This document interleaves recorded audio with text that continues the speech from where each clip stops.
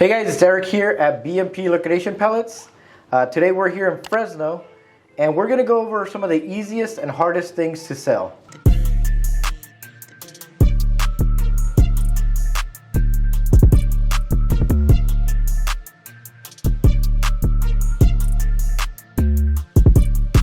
So, what's one of the easiest things to sell from a liquidation pallet? So the most easiest thing to sell, electronics. Everyone loves electronics. The little teenager to grandma, they all love electronics. Can you give me some examples? iPhones, phones in general, Xboxes, PlayStations, laptops, computers, tablets, any of those electronics, anything with an Apple logo on it. Yeah. Now, what's one thing people should do when they find an electronic? So the first thing you should do is, if you don't know the price off the top of your head, look it up, because electronics range a lot in pricing. So look it up, make sure you have the right price for it. Make sure it works, turn it on, plug it in, charge it, whatever it needs, make sure it all works.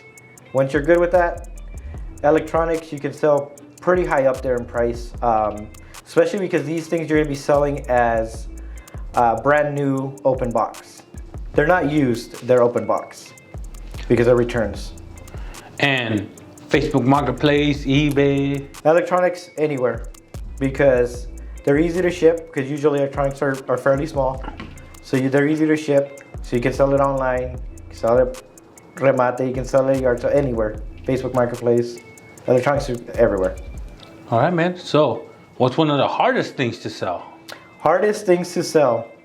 Adult medical products, diapers, wheelchairs, any medical adult device.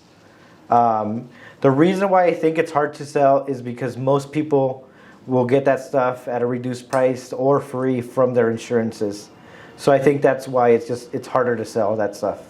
So let's say someone gets one of those walkers, Yeah, or this and that. What do you advise them to do?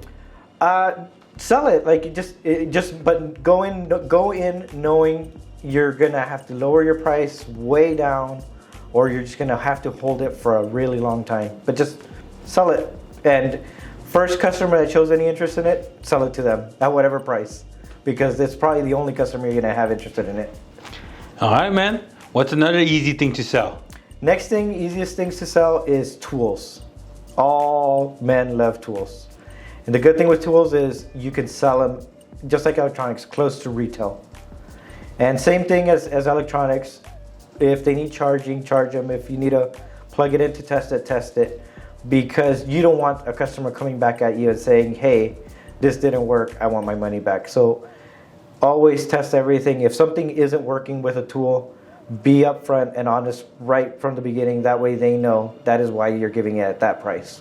So one thing I found out, one thing I got in a Walmart pallet was a tool, but it was missing the adapter, I want to say. It was a tool, I don't know what to say, man. It was a rotary tool. Okay. A tool that spins around. Yeah. But it didn't have no accessories, no adapter. Okay. What should I have done with that? So with tools, you are probably going to be missing accessories, but that's fine. The value of the tool is in the tool, not in the accessories. The only thing that does have value are batteries. If the tool is battery powered, my suggestion is either go find a knockoff battery on Amazon, just so you can test it. Because if you go try to buy an actual original battery, it's going to be expensive, and there goes all your profit.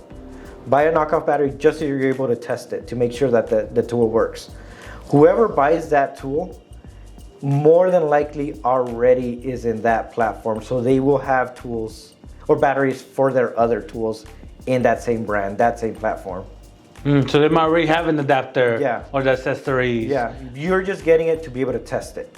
Got it. All right, man. What's another hard thing to sell? Next hard thing, and these hard things to sell is from our experience from when we were selling. One thing that we struggled selling is whenever we had a Lowe's pallet, we had some lighting, incandescent lighting, that took forever to sell. Everyone wants the new LED lighting, not the old style that is not energy efficient. So that's why it'll sell. It just will take a long time to sell, or we would have to give it at a really low price. So you got some of those? We got some of those, yep. What happened to them? Carried them around for about 3, 4, 5 weeks, and just at the end, like I said with the medical stuff, just first customer that showed any interest in it, yeah, we'll take it. You're like, hey, I saw you looking at those. Come on, $5. That's what's up. All right, man. So, what's another easy thing to sell? Next easy thing to sell, and the patio sets. You build these Causeway patio sets, put them in your front yard. The first car that passes by, they're gonna stop and ask you what the price on that patio set is. So we loved patio sets because whenever we had a patio set there, it would just attract so many customers. And then the awesome thing was they would tell us, oh, we want to buy this, here's the money. They buy it, but we can't take it right now. Don't worry, we'll hold it here for you. Because we knew that having that in our yard sale right there, right in the front, just attracted a lot of customers. People would get down, oh, sorry, it's already sold.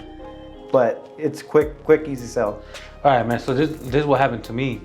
I got a little Minnie Mouse couch for kids. Put it at a yard sale.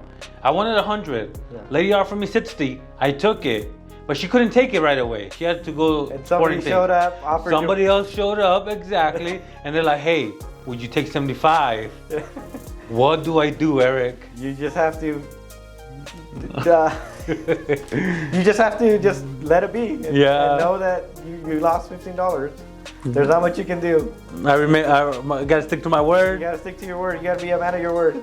Got it. I did though. I didn't take the 75. It's tempting sometimes. But yeah, you gotta be a man of your word. And you know what's funny is when they can't have it is when they want it the most. Yeah, exactly. You know, like, oh, come on. Yeah. You're like, I've had this for 2 weeks. Yeah, now all of a sudden. Yeah. All right, man. So, Eric, what's another hard thing? The next hard thing for us personally, because this was not our industry, this was not our niche, car parts. We struggled with car parts. First of all, most car parts are made for a specific brand, a specific model, a specific year. So it's very hard to find that customer that needs that part. So for car parts, we would just post them online and let it sit there until it's sold. Like we wouldn't carry it around or anything. Just post it online, and one day the customer will show up for it.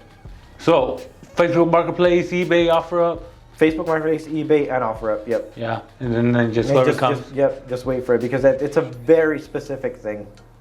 Got it. And since car parts were not our thing, it's not like people would come to us, hey, do you have this?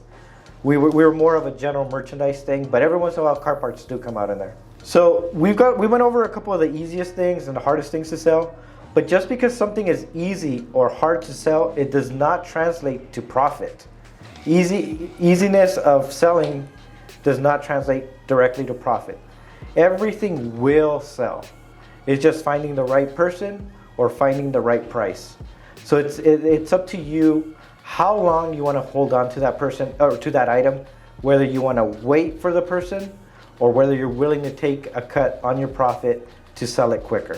And that totally depends up to you. Like I can't give you the right answer to that one. That's just up to however you feel.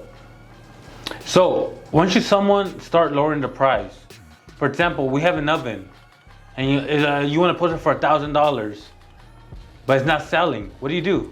Okay, so if you have an oven, and let's say it's worth $1,000, what we would post it for, if we were selling it, is $500.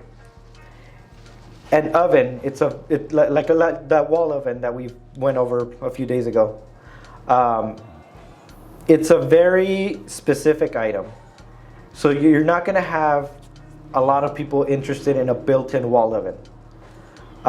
But we would still put it at half price. We would leave it like that for a week. And this is me personally. Leave it like that for a week. Following week, drop it down 100. Keep dropping it down. Every week 100. I'd reach maybe my minimum would be maybe like 250, 200. And just leave it at that price. Because whoever buys it at that dirt cheap price is just going to be another reseller who is going to be willing to wait and sell it at that $500 price when I wasn't willing to wait.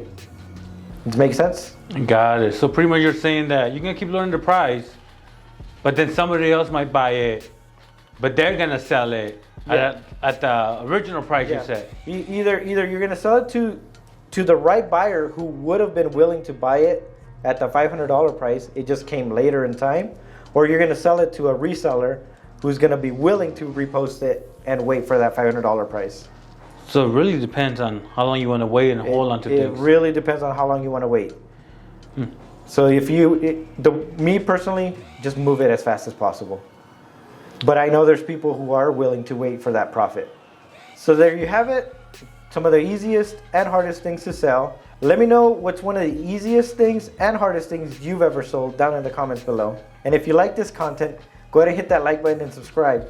Also, if you want to know whenever we get new merchandise, follow us on Instagram, Facebook, or on our website. We have a link there that says Get Notified. Put your contact information and you'll get notified. We have a location here in Fresno and another one in Visalia. The contact information is down in the description.